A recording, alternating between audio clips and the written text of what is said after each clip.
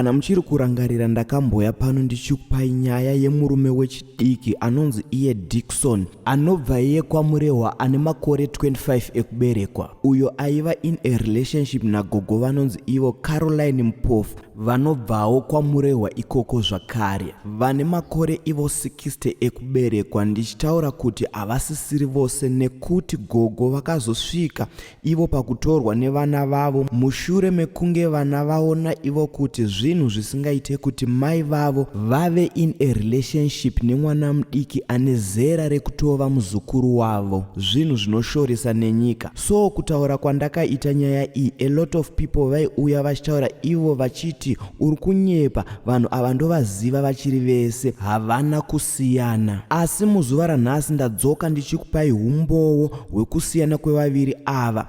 Asi chandaona ndechekuti uyu mukomana anonzi Dickson he is still in love with gogo kuburikidza nematauriro ake aari kuita. Asiwo mai vaDickson vanoratidzawo kuti zvemurora uyu havadi kuzvinzwa. So ndisati ndakupai vhidhio raDickson nevabereki vake, ndinoti kana kari kekutanga kusvika pano ndinokumbira ungobaya button rekusubscribe then turn on the notification bell kuitira kuti usarasikirwe nemaupdates enyaya dzatinenge tichikupai pano zuva nezuva.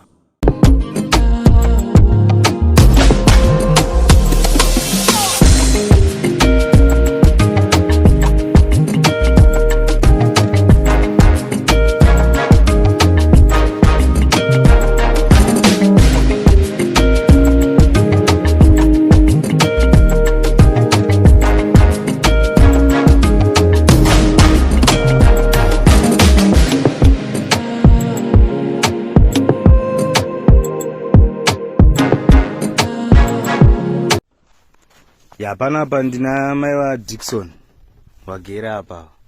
Makasimbera mai? Takasimbera mwanangu. Handitika. Ndima naye Dickson. Wangu. Handiti Dickson. Ya ndo nawo ndimai wangu awa ndibaba wangu nemaparents angu.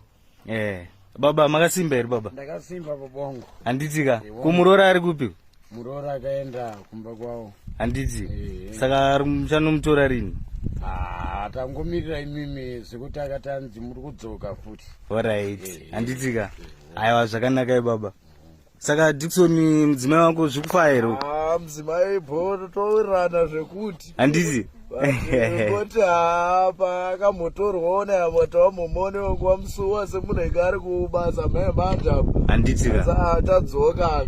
Saka musikunzwa kusurikana here nekushaya adzimai padhuze? Tikutowafunge so urongwa hwekuita towafunge ndokutoti taitomirira imimi kuti muye tizigadzirise. Handiti.